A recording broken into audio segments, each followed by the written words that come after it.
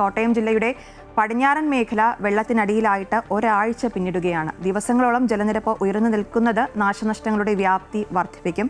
13,000-ഓളം പേരാണ് ഇപ്പോഴും ദുരിതാശ്വാസ ക്യാമ്പുകളിൽ കഴിയുന്നത്. ജില്ലയിൽ ഇപ്പോഴും ഓറഞ്ച് അലർട്ട് തുടരുന്നത് ജനങ്ങളുടെ ആശങ്ക വർദ്ധിപ്പിക്കുകയാണ്. പ്രശാന്ത് ജോസഫാണ് വിശദാംശങ്ങളുമായി ചേരുന്നത്. പ്രശാന്ത്, ഒരാഴ്ചയോളമായി പലയിടങ്ങളും ഇപ്പോഴും കോട്ടയം ജില്ലയിൽ വെള്ളത്തിനടിയിലാണ്. എന്തുകൊണ്ടാണ് ഇത്തരമൊരു സാഹചര്യം തുടരുന്നത്? 13,000-ഓളം പേരാണല്ലോ ഇപ്പോഴും ദുരിതാശ്വാസ ക്യാമ്പുകളിൽ കഴിയുന്നത്. ജില്ലയിൽ ഇപ്പോൾ മഴയുടെ ഒരു സാഹചര്യം എങ്ങനെയാണ്?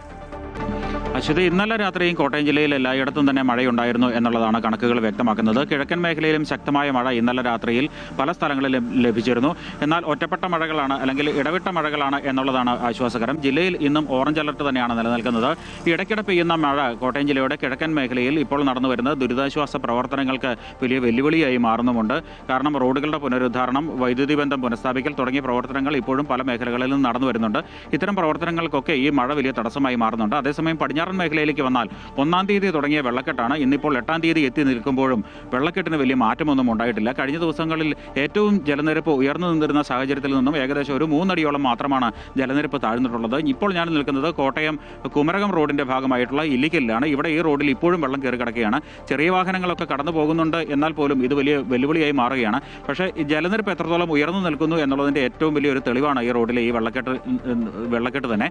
ഇപ്പോൾ പടിഞ്ഞാറൻ മേഖലയിൽ ഈ ഒരാഴ്ചയായി നിലനിൽക്കുന്ന ഈ വെള്ളക്കെട്ട് മൂലം ജനങ്ങൾ വലിയ ദുരിതത്തിലായി മാറിയിരിക്കുകയാണ്. ഒരാഴ്ചയായി വെള്ളം കയറി പല വീടുകളുടെയും അവസ്ഥയൊക്കെ ഇപ്പോൾ എന്തായി മാറിയിരിക്കുന്നു എന്നുള്ള ആശങ്ക ജനങ്ങൾക്ക് തീർച്ചയായും ഉണ്ട്. മുമ്പ് സൂചിപ്പിച്ചതുപോലെ 13,000-ഓളം ആളുകൾ ഇപ്പോഴും ദുരിതാശ്വാസ ക്യാമ്പുകളിൽ കഴിയുന്നുണ്ട്. അതിലേറെ ആളുകൾ ബന്ധുവീടുകളിലും മറ്റുമായി കഴിഞ്ഞു വരുന്ന ഒരു സാഹചര്യം തന്നെയാണ്. അപ്പോൾ ഇത് ഒരു ആരോഗ്യ ഭീഷണിയും ശക്തമാണ്. ഇങ്ങനെ വെള്ളം കെട്ടി നിൽക്കുന്നത് മൂലം വലിയ തോതിലുള്ള വീടുകളിൽ കഴിയുന്നവർക്കും അല്ലെങ്കിൽ ഇനി തിരികെ വീടുകളിലേക്ക് എത്തുന്നവർക്കുമൊക്കെ വലിയ തോതിലുള്ള ആരോഗ്യ ഭീഷണി നിൽക്കുന്നുണ്ട്.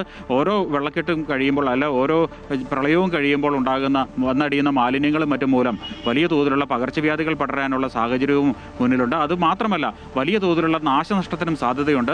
കാർഷിക മേഖലയിൽ, ഈ പടിഞ്ഞാറൻ മേഖലയിലെ കാർഷിക മേഖലയിൽ അത് ഇപ്പോൾ നെൽകൃഷി അടക്കമുള്ള കാര്യങ്ങൾ വളരെ പരിമിതമായി മാത്രമേ ഇപ്പോൾ ഈ സമയത്തുള്ളൂ എങ്കിലും മറ്റ് കൃഷികളൊക്കെ ഈ വെള്ളക്കെട്ടിൽ നിന്നും നശിച്ചു പോകുന്ന ഒരു സാഹചര്യം തന്നെയാണ്. അതേപോലെ തന്നെ റോഡുകളുടെ അവസ്ഥ, വീടുകളുടെ കെട്ടിടങ്ങളുടെയൊക്കെ അവസ്ഥ വലിയ പരിതാപകരമായി മാറുന്ന അവസ്ഥയാണ്. ഇവയ്ക്കൊക്കെ ബലക്ഷയം നേരിടാനും പല സ്ഥലങ്ങളിൽ റോഡുകളൊക്കെ ഇടിഞ്ഞു താഴാനുമുള്ള സാധ്യതയും വളരെ കൂടുതലാണ്.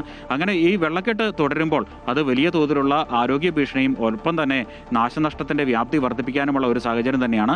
അത് ഇന്നും ഓറഞ്ച് അലർട്ട് നിലനിൽക്കുകയാണ്. ഇടയ്ക്കിടെ മഴ പെയ്യുന്നുണ്ട്. ഈ ജലനിരപ്പ് ഉയർന്നു നിൽക്കുന്ന സാഹചര്യത്തിൽ ഇനിയും ശക്തമായ ഒരു മഴ ഉണ്ടായിക്കഴിഞ്ഞാൽ ജലനിരപ്പ് വീണ്ടും ഉയരുന്നത് അത് വലിയ തോതിൽ ജനങ്ങൾക്ക് പ്രയാസമുണ്ടാക്കുമെന്നുള്ള കാര്യത്തിൽ സംശയമില്ല. ദുരിതാശ്വാസ ക്യാമ്പുകളുടെ പ്രവർത്തനം എപ്പോഴും കാര്യക്ഷമമായി തന്നെ തുടരുന്നുണ്ട്. 139 ക്യാമ്പുകൾ ജില്ലയിൽ പ്രവർത്തിച്ചു വരുന്നുണ്ട്. ഇതിൽ 13,000-ഓളം ആളുകളാണ് കഴിഞ്ഞു വരുന്നത്. ഇവരെ സംബന്ധിച്ചിടത്തോളം എത്രയും വേഗം വീടുകളിലേക്ക് മടങ്ങിയെത്തുക എന്നുള്ളതാണ്.